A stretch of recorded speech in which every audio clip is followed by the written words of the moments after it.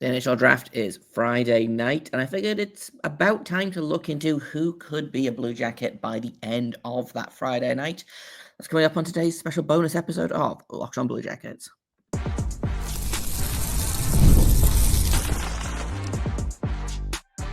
You're Locked on Blue Jackets, your daily podcast on the Columbus Blue Jackets, part of the Locked on Podcast Network, your team every day. Hello, and welcome to Locked on Blue Jackets, part of the Locked on Podcast Network, your team every day. I am, as always, your host, Jay Foster, here to give you the good, the bad, and the ugly about your favorite team and mine, the Columbus Blue Jackets, or, as it were, the good, the bad, and the ugly about potential future Blue Jackets. I've kind of been distracted from the draft coming up to it, because although I usually try and pay as much attention as I can, it's been kind of weird this year because the Blue Jackets have not been in a lottery position. So I'm like, okay, 14th and 20th overall, cool. Are we even going to keep the picks? Who knows, right? So I keep meaning to do this and then got distracted, and before I knew it, it was draft week. So we're going to try and get some special bonus content out for you guys this week. It's probably going to be dropping around about dinner time every day, and I'm going to try and cover two potential draft picks that the Blue Jackets could do. So not necessarily we're going to do one at 14 and one at 20, just these are guys that, so I looked at for the purpose of disclosure, this is the regular elite prospect ratings. This is Bob McKenzie. It is Craig Button, and it is the Tony Ferrari TSN rankings as well. And I believe one other ranking that I did not write down, but I basically picked like the 10 guys that kept coming up in around about the 14th and 20th positions, guys that have been linked with the Blue Jackets, guys that, again, like guys that could fit in the system, and, some guys that are just kind of fun to talk about. So that's going to be these kind of quote unquote bonus episodes. Is we're going to look at two different prospects each episode, hopefully getting to 10 by the time it's Friday night and the draft is taking place. Unless, of course, Don Waddell ruins my fun and trades the pick by then, but we'll get to that when we come to it. So I guess let's get stuck in. We're going to talk about a couple of forwards today. I don't know that this is a direction that the Blue Jackets are going to take. I think if they do make those picks, they're going at least one big defenseman, maybe two. Obviously, the goalie wild card is the goalie wild card, but these are two names that keep coming up time and time again, right? One of them is riskier than the other, I feel like. So we'll start with the less risky one, I think. And by that I mean not less risky as in less likely to not pan out, but I feel like, so we're going to talk about Carter Bear at first, who I feel like is a more typical prospect than the other guy we're going to talk about, which is we're going to talk about Lynden Lakovic in a second here. But Carter Bear is a forward, plays in the WHL at the minute. Unfortunately, was injured for the end-ish of the season. He only actually played 56 games, got hurt on March 7th, but he is a center that also plays a little bit of wing, which is good. He is a left wing, which is the weakness for the Blue Jackets. Center, obviously, always good to pick up guys that can play center, even if I don't necessarily think a guy like Bear is going to play center in the NHL, but he is an extremely prolific scorer. Had 82 points in 56 games before his injury. Finished with a better points per game record than Caden Lindstrom, who obviously went 4th overall last draft. I do think that injury is going to not hinder him necessarily, but he was a guy that, was potentially a top 10 guy, got injured, and has slid down the rankings a little bit. And I think it's partially the injury, and I think it's partially the other guys. For example, Brady Martin, who had a really good under 18s, I believe it was, tournament. He shot up the draft rankings, right? So it's a little bit that one guy slid and that the other guy got better. But Carter Bear he's a really fun player to watch. he's really good at, well, you take the offense out of it, right? Because I feel like if they're a first round pick, they're going to be at least a point a game player in whatever league they play in if they're playing junior hockey, right? Obviously, there's wiggle room if they're playing in the KHL or in Finland or in Sweden or wherever. But if they're playing either NCAA or CHL hockey or USHL hockey, you want, and they're in the first round, they're going to be at least a point a game player, right? So that's obviously the offense is what it is, right? But what is really fun about him is he is exactly the kind of player that teams always talk about wanting, right? He's really annoying to play against. In my little box at the side here, I called him a pesty top six forward. And I stand by that. I don't know that he will top out as a top six guy. I think middle six is more likely his what's it called, ceiling. But pesty, you can't deny that. He will just wind the other team up like an unbelievable amount. And it's really, really fun to watch. I do think that is one of his like more standout skills. I think his skating is fine. I think his shooting is fine. He's a little bit undersized. He is where is it? He's 6 foot tall, which is not undersized in like a normal person's view, but for hockey, that's a little bit undersized. He's only 176 pounds. He's got some growing still to do, which is fine because he's 18 years old, right? It's fine. Calm down. He's gonna gain muscle. Like that to me is not a do not draft type thing. I feel like sometimes the smaller guys or the lankier guys, like sometimes you struggle with that a little bit. Takes them a little bit more time to develop. I don't think Bear is probably a couple of years away from being an option for whoever drafts him. Probably my guess is he goes back to juniors for at least 1 year, maybe 2. Obviously, the CHL agreement is he can't play in the NHL, so he's got to play in the.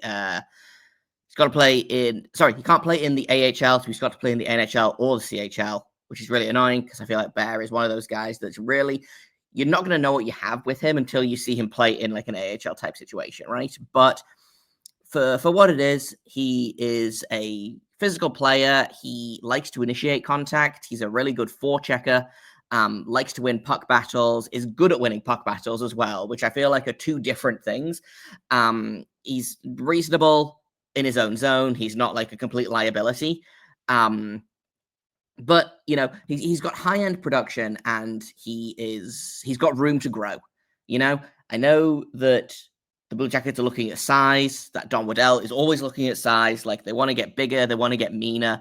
I don't know that Carter Bear fits the exact thing that they're looking for, but if he's available at 14, if somehow he's available at 20, like to me, that wouldn't be the worst pick that the Blue Jackets could make, right? I don't think it's the most likely. Like I said, he's a little bit undersized for what Don Waddell wants, and Don Waddell also really likes great skaters. And Carter Bear is a perfectly fine skater, right? Like he is gonna get the job done. He is gonna make do with what he's got. And what he's got is perfectly fine skating, but he's never gonna be like, I've forgotten every good skate. He's never gonna be a Hughes brother, right? Who are basically universally known as great skaters. I don't think he's at the Dylan Strome end of the spectrum of guy who is not a great skater but has made it work. I think he fits pretty squarely in between those two guys, right? Like, and that's kind of the thing for Carter Bear is if you take the offense away, which I feel like is sometimes useful to do and sometimes not useful to do. But like, again, every player that's looking to go in the first round, if you're a forward, you're going to want them to be at least a point a game player. So the fact that he has 80 points in 55 games or whatever, like is great. I don't necessarily think it's like a standout, wow, incredible line. He did finish like top 20, I think, in WHL scoring. I believe he was 18th or 19th. 18th overall. He led his team in scoring, which again is a good sign. But he is very much like he is pretty good at a bunch of things and not necessarily elite at a lot of things, unless you consider being like a kind of a pest. I was trying to think of a more polite way to say it. He's a pest. He's really, really irritating on the ice. And I think that is his real skill. Got a lot of potential. I don't necessarily think that he is elite at anything that the Blue Jackets necessarily need, or that they need but don't already have necessarily, right? Maybe I'm wrong. I like Carter a lot. I just don't know that he fits into what the Blue Jackets are building. Although it's tough to say because, again, he's probably 3-4 years away from a regular NHL role. And who knows what the Blue Jackets are going to look like then. Maybe there'll be room for a guy that, I was going to compare him to Brad Marchand, but that feels unfair to bear because, no one winds up the opponents like no one winds up their opponents like Brad Marchand, but he definitely has the potential to be he's going to be a middle six guy. He has potential to be a top six guy. I'm not sure that he'll hit there, but he does have the potential if he can figure out how to put it all together. The other guy that I wanted to talk about today is a guy that keeps getting brought up. So I think of the 5 or 6 lists that I checked, Lynden Lakovic was listed as going 14th overall in 3 of them. So, sometimes it's just smoke, but sometimes there's fire as well. But Lynden Lakovic is a really interesting name, I thought. And he's a really interesting player as well. He is another WHL guy. Had 58 points in 47 games for the Moose Jaw Warriors this season. Is just kind of enormous.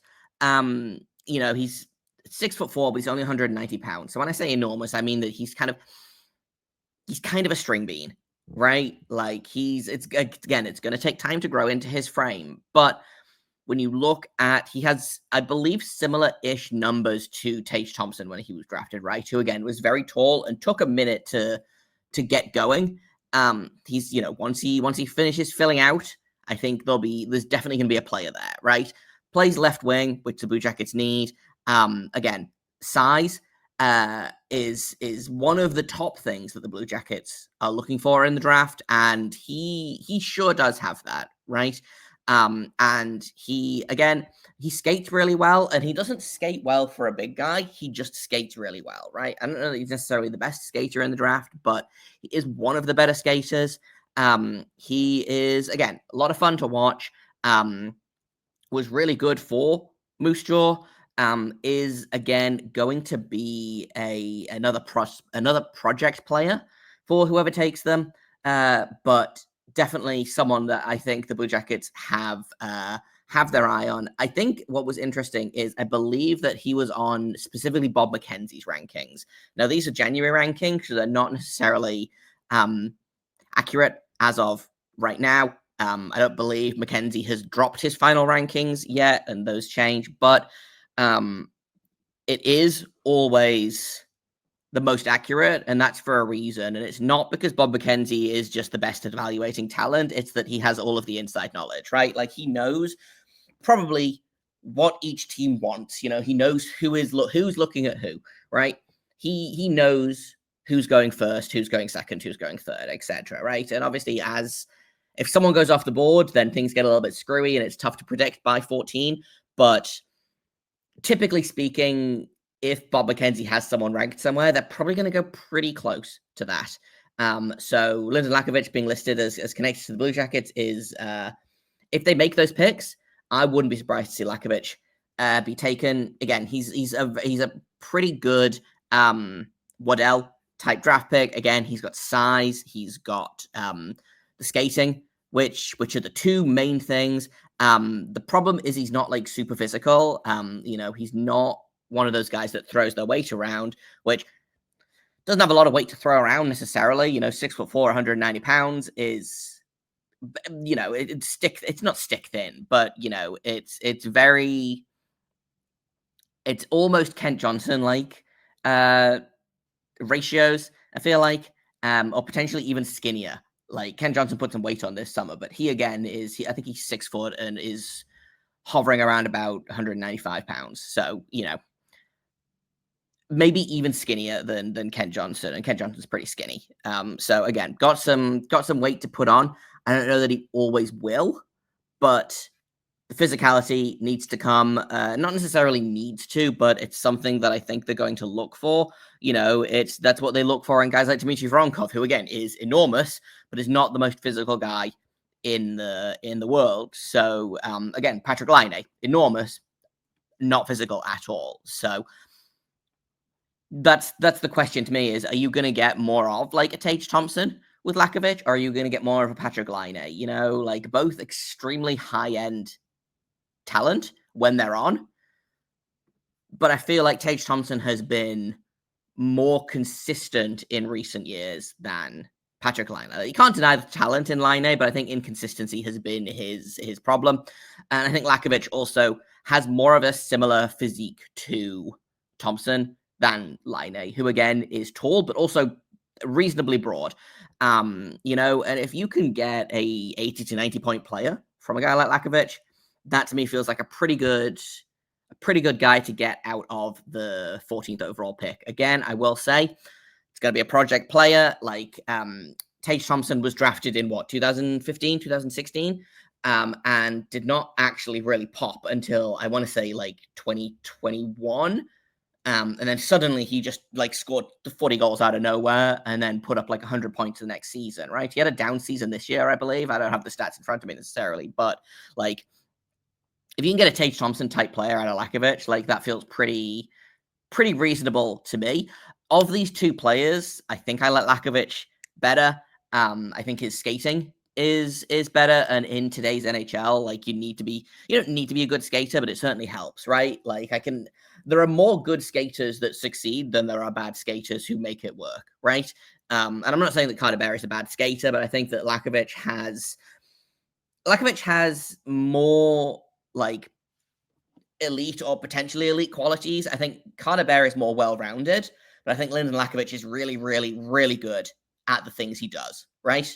And so again, it really turns into, do you want elite talent at one thing, or do you want him to be pretty good at a bunch of things, And so there's not really a right answer here, but I think I do lean towards a guy like Lakovic. Again, I'm not convinced that the Blue Jackets even make a pick at 14 or at 20. If they do, I think Lakovic is definitely, if he's on the board at 14, I think that could be an option. I'll be really interested to see what happens. Carter Bear's a really interesting name because again, he could go top 10 or he could slide all the way to the end of the first round. And I don't think anyone would be reasonable. Like no one would be really, really surprised either way. And like, that's kind of just how this draft is. It's a really weird draft. If you have your like top end talent of, you've got your 1 and 2 in Schaefer and Misa, and then you've got like 3 through 7, I would say 3 through 7 or 8 are kind of like the top end guys. And then after that, I'm like, okay, well, a guy could go 9th or he could go 29th. And I could see an argument either way. Right. So Carter Bear, I think, is definitely one of those guys that you can't like. It's tough to know which way he's going to go until it goes. But I think Lakovic is going to fall squarely in Blue Jackets territory, and I think he's definitely a guy that they have a lot of interest in. Like again, the guy that we're going to talk about tomorrow, Joshua Ravensbergen, is a guy that we know that the Blue Jackets have interest in, and I would be not at all surprised if Lakovic at 14 and Ravensberger at 20 is how the Blue Jackets go if they take both of their picks, right? But we'll keep going on these kind of little draft preview type things. We'll talk about a couple more players tomorrow. Again, pending the Blue Jackets doing something, which now that I've recorded this, it's about 12:30 on a Monday when I'm recording this, which means that there's probably going to be a trade around about 1 p.m. Trevor Zegras got traded while I was actively recording this, which is very funny. I didn't even have time to debate whether he could be a Blue Jacket. But that being said, thank you for listening. Thank you for making this your first listen of the day, or second listen of the day, since it's the second episode of the day. I'm Jay Foster. You can find me on Blue Sky at JAKOBFORSTER. You can find the show at LO-Blue Jackets on Blue Sky. If you have comments, questions, criticisms, you can email me at lockedonbluejackets@gmail.com. If you have a guy that you think the Blue Jackets should take a look at in the first round, feel free to throw him my way. And if he might already be on my list. I got a bunch of guys on my list that I want to try and talk about. And we'll go from there. But tomorrow, we're going to talk all about, in the morning, we're going to talk all about Thatcher Demko. And then in the afternoon/evening, I believe we're going to talk about Joshua Ravensbergen and also Cameron Reed are going to be the guys that we look at tomorrow. So that should be fun. Couple and 2 more episodes coming at you tomorrow. Hopefully you like this episode. But until tomorrow, make sure you stay locked on.